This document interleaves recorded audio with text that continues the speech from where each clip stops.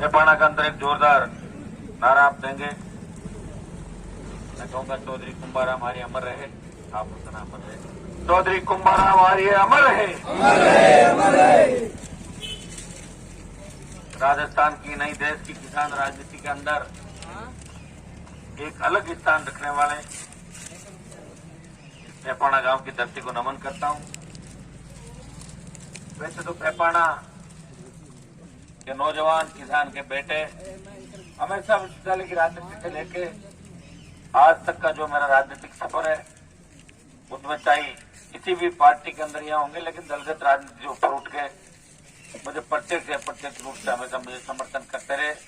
हृदय से आपका पेपाणा का और पूरे इलाके का, हनुमानगढ़ जिले का, गंगानगर जिले का मैं आभार प्रकट करता हूँ। हमेशा आप हर समय मुझे नई ऊर्जा देते रहे। मेरी भी आज बड़ी इच्छा थी कि मैं सिरसा से एक कार्यक्रम में भाग लेने गया और वापिस चाहते हुए पेपाणा के अंदर चौधरी कुंभाराम जी ने जिस मिट्टी में जन्म लिया और मर्दानगी से जो राजस्थान के अंदर राजनीति किसी ने की, जिन्होंने पदों को ठोकर मारी और मुख्यमंत्री के पद को 1977 के अंदर ठुकरा दिया था, ऐसे राजनीतिक पुरोधा की धरती को मैं बारंबार नमन करता हूं। लेकिन बाद में जो किसान राजनीति जिस हिसाब से राजस्थान के अंदर चली, आपके सामने 70 साल हो गई हम वोट डालने का काम ही कर रहे हैं राजस्थान के अंदर। रैलियां करनी हो हमारी याद आ जाती है।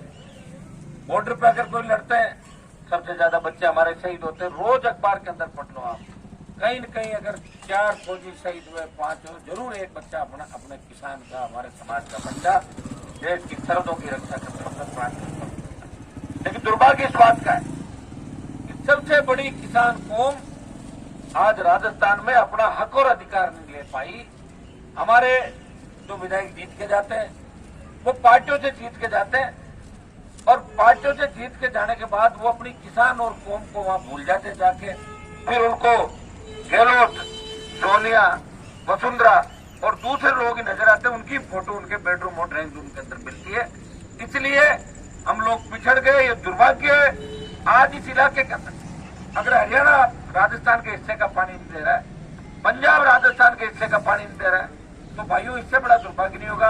आपने लोकसभा के अंदर मुझे रोज देखा होगा कि राजस्थान को उसका हक और अधिकार दिलाने के लिए सिंचित क्षेत्र बढ़े। आज भी दुर्भाग्य से हनुमानगढ़, गंगानगर दोनों जिलों में सिंचाई की परियोजनाएं तो है, सिंचाई भी होती है, लेकिन आज भी बहुत से क्षेत्र ऐसे गांव है जहां सिंचाई नहीं होती।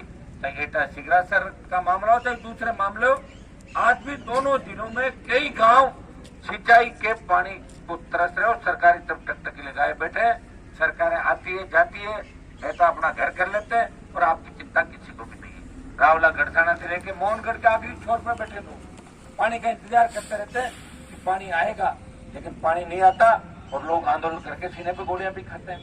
ये दुर्भाग्य इस बात का कि हमारे नेता कमजोर हो गए और नेता अगर कमजोर जिस जाति का हो जाता है उस जाति का और उस कौम का कोई धनी धोनी नहीं होता। आपने देखा होगा जब देश में किसान आंदोलन चला, आंदोलन पंजाब से चला था, हरियाणा, उत्तर प्रदेश और दिल्ली का किसान आंदोलन कर रहा था। राजस्थान में आंदोलन की शुभ उगाड़ नहीं थी। शाजापुर बॉर्डर खुला हुआ था। किसान नेताओं ने मुझसे कहा कि अरमान जी आप किसान के बेटे हो, छोड़ दो मोदी का साथ, एनडीए छोड़ो, हमारा साथ दो। तो मैंने कहा मेरे साथ देने से किसान बिल वापस हो जाएंगे क्या? और आप साथ दे दो, आप इस बॉर्डर को रोक दो, एक नया जोश, ऊर्जा किसानों के अंदर नया जोश का संचार होगा और दबाव बढ़ेगा।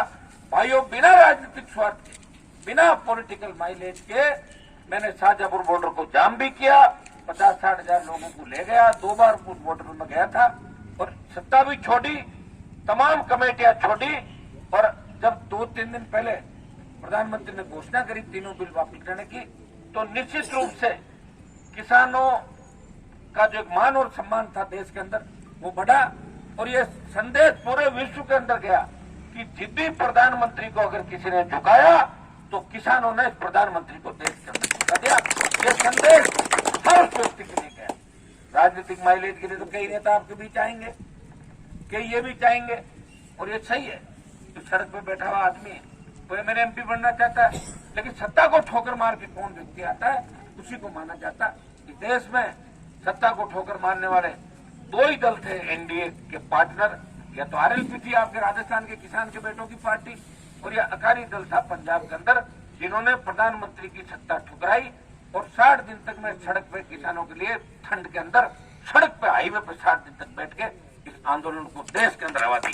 और जब पार्लियामेंट चली, चाहे राष्ट्रपति का अभिभाषण हो उसको रोका, प्रधानमंत्री के वहां मौजूदगी में वित्त मंत्री बजट भाषण पढ़ रही थी उसको रोका, और तमाम जगह आपने देखा होगा जब भी मौका लगा, चाहे हरियाणा के अंदर जाट आरक्षण आंदोलन में जब हमारे नौजवान शहीद हुए हरियाणा जाकर, और लोकसभा के अंदर जो झूठे मुकदमे बच्चों में दर्ज हुए उनको वापस देने की पुरजोर अगर मांग करी, 9 हमारे राज्यों का जो आरक्षण देश के अंदर खत्म किया उसको वापस लेने की अगर बात करी, कोई आरक्षण दो इनको, और इस राजस्थान को विशेष राज्य की बात करी, संपूर्ण कर्ज माफी किसानों की, टोल मुक्त देश, बेरोजगारों को रोजगार, और पेट्रोल डीजल की कीमतें घटाओ।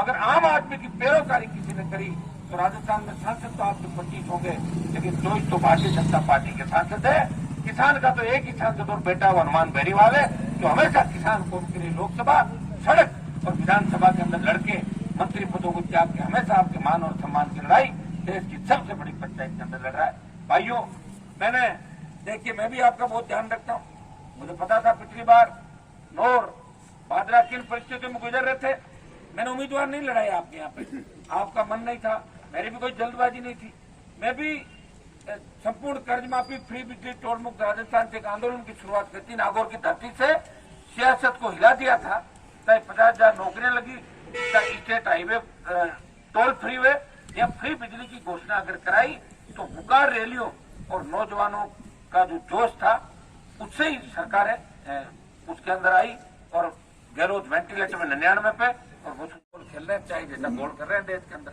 तो भाइयों, हमें इस ताकत को तैयार करना है, और ये ताकत राजस्थान की तैयार हुई। हरियाणा के अंदर आपने देखा होगा किस तरह हमारे किसान के बेटों के सीनों पर गोलियां मार के जो 7 बच्चों में थी, झूठे मुकदमों में जेल डाल दिया, कोई नहीं उनकी पैरोकारी करता। हरियाणा से भी एमपी चुन के आते हैं, हरियाणा के अंदर भी बड़े नेता है, लेकिन मैं उनके साथ बैठता हूँ दिल्ली के अंदर, कभी हरियाणा की बात वो नहीं करते, वो बात सिर्फ भारतीय जनता पार्टी का जो बिल आता है समर्थित उसी की बात करते हैं, किसान और जवान की बात वहां पे नहीं करते। मैं उनकी कोई बुराई नहीं करना चाहता, लेकिन दुर्भाग्य इस बात का है कि समय रहते कोई हमारी पैरोकारी नहीं करेगा, और समय निकलने के बाद कोई इसको माफ नहीं करेगा। तो भाइयों, समय निकल रहा है, और राजस्थान के अंदर भी मुझे अगर राजस्थान की राजनीति से निकाल दो तो आपको कौन सा योद्धा लग रहा है जो लड़ाई लड़ लेगा किसी से? कोई तो गहलोत के कदमों में बैठेगा, गहलोत को छोड़ेगा तो पायलट को पकड़ लेगा, उसको छोड़ेगा तो वसुंधरा चला जाएगा, और उसको छोड़ेगा तो किसी भाई साहब को पकड़ लेगा जाके संकार्यालय के अंदर। इसके अलावा कोई राजनीति में लड़ने वाला व्यक्ति है क्या आपके यहाँ? कोई लड़ा क्या जिसने ठोकर मार के सत्ता को ठोकर मार के स्टेट में और दिल्ली में लड़ने वाला योद्धा बताऊं? मैं तो ढूंढ रहा हूँ ऐसे योद्धा जगह जगह। मैं तो चाहता हूँ कि हर जिले के अंदर अगर एक मजबूत नेता भी मिल जाए जो राजनीतिक कैरियर को दांव पर लगा के ये सोचे कि मुझे लड़ना है मेरी कौम के लिए, किसान के लिए, तो भाइयों, राजस्थान की सत्ता पर आपका कब्जा हो सकता है। एक बार सत्ता पे कब्जा कर लो, अपने आप 50 साल की जो भरपाई है वो 1 घंटे के अंदर पूरी हो जाएगी। इसके लिए शासन अपने हाथ में चाहिए, और शासन हाथ में लाने के लिए वोट की आवश्यकता है। नौर की सीट भी ऐसे व्यक्ति को मिले जिसका वोट मुख्यमंत्री के लिए आपके आदमी को मिले, भादरा की सीट भी ऐसे व्यक्ति को मिले जिसका वोट सीएम के लिए आपके आदमी को मिले। ये सारी बात अगर आप सोच लोगे तो मामला ठीक हो जाएगा। नहीं तो 23 तक तो लड़ाई का ठेका हमने ले ही रखा है, लड़ेंगे 23 तक, और 23 में लगेगा ज्यादा सफलता नहीं मिलेगी, और बात करके छूट लेंगे। मैं आपके लिए खड़ा हूँ, तैयार हूँ।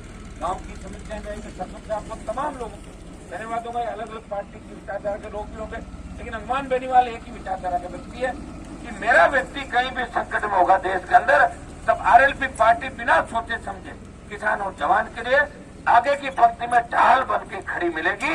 हम हमारे राजनीतिक कैरियर को दांव पे लगा के किसान कौम का, हमारे समाज का नाम इस देश के अंदर मान सम्मान बढ़ाते हुए आपको मिलेंगे। ये भरोसा मैं फेपाना की धरती से आपको दिलाने के लिए आया हूँ। अगली बार जब राजस्थान के अंदर जोधपुर से बड़ी रैली की शुरुआत करेंगे, मुद्दे होंगे संपूर्ण कर्जा माफी, फ्री बिजली, टोल मुक्त राजस्थान, मजबूत लोकपाल राजस्थान के अंदर बने, और स्थानीय इकाइयों में हमारे बच्चों को 80% रोजगार मिले। हरियाणा, पंजाब सहित तमाम जो राजस्थान के अंदर पानी है वो हमारे हिस्से का पानी हमें पूरा मिले। इन सब बातों को लेके एक जोधपुर से मेवाड़ और मेवाड़ के बाद दूर होते हुए तमाम बड़ी बड़ी जगहों पे बड़ी रैलियां करने के बाद अभी तो मोदी जी को झुकाया है, अब गहलोत की भी बारी है। ये जो स्टेट को काम करना है स्टेट करेगा। राहुल गांधी ने जो कर्ज माफी की बात करी थी, कर्जा माफ नहीं हुआ, दिल्ली को तो झुका दिया और राजस्थान को झुकाने में ज्यादा जोर नहीं आएगा। आप तो सिर्फ आशीर्वाद रखना, बहुत ज्यादा तकलीफ में होंगे जब भी आपको याद करेंगे। बाकी आपके लिए लड़ रहे हैं हम, ये आप देख रहे हो। हर मंच पे अगर हनुमान बेनीवाल और आरएलपी पार्टी लड़ती है तो अपने लोगों के लिए लड़ती है, अपने लोगों के लिए काम करती है। और अन्याय के खिलाफ अगर सड़क पर लड़ता हुआ कोई व्यक्ति दिखेगा, चाहे कोरोना काल हो, चाहे बात की व्यवस्था, कोरोना काल के अंदर कितने लोग चले गए हमारे। दिल्ली वालों ने राजस्थान पे ठीकरा फोड़ दिया, राजस्थान वालों ने कहा कि दिल्ली वालों ने हमें सामान नहीं दिया, लेकिन मरा तो आम आदमी था। आम आदमी का बेटा चला गया, भाई चला गया, घर से लोग अनाथ हो गए कोरोना काल के अंदर। सरकारों ने हमें मरने के लिए छोड़ दिया। भाइयों, इन सारी परिस्थितियों को अपने को सोचना है। वोट के समय एक ही बात हमें सोचनी है कि हमने दोनों को परखा है, इस बार नए व्यक्ति को परखेंगे। नए आप तमाम राज्य देखें देश के अंदर 25 से ज्यादा राज्यों में तीसरी ताकतें और क्षेत्रीय पार्टियां बन गई। राजस्थान के अंदर अभी भी लोग इस बात का भरोसा नहीं कर रहे हैं। एक बार भरोसा करके देखें, अपनी खुद की सरकार बनाए और अपने हाथ से ही अपने बच्चों का भविष्य लिखे, किस्मत लिखे। ये काम आपको करना है। बहुत बहुत जय। जिस तरह चौधरी कुंभाराम जी ने बड़ी लड़ाई लड़ी, मैंने आपको सबसे पहले यही बात कही थी कि उन्होंने सत्ता को ठोकर मारी और उस समय स्वतंत्रता का जो आंदोलन चला उसमें भी इस गांव की बहुत बड़ी भूमिका, पूरा देश का इतिहास जानता है, बड़ी भूमिका रही। और बॉर्डर पे हम लड़ रहे हैं, अंदर नक्सलवाद से हमारे जवान लड़ रहे हैं, पैरामिलिट्री फोर्स के, हर जगह हमारे बच्चे आगे आ रहे हैं। लेकिन सत्ता आनी आवश्यक है। यूपी चला गया हाथ से, हरियाणा चला गया, अब राजस्थान ही उम्मीद है। राजस्थान में एकजुट हो जाओ, एक होके तेजी से सत्ता पे कब्जा करो, बाकी मामले सारे अपने आप ठीक हो जाएंगे। बहुत बहुत आपको धन्यवाद। जय हिंद।